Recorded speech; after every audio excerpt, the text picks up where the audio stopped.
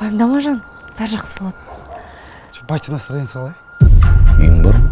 Бір комнаталы үй болса қалай, нормально ма? Күйеу балаң мен қызың кетейін деп жатыр.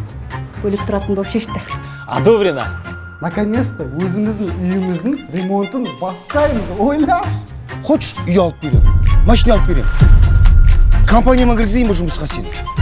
Қасым дейтін атына сен жүрсің бе, братишка? Қанша уақытта бітіресіңдер, сол маңызды болып тұр ғой, братан. Ремонт біткенше тұра бермедіңдер ме бізбен? 2 аптада ғой сізге. Қасым, болшы енді ауырсын.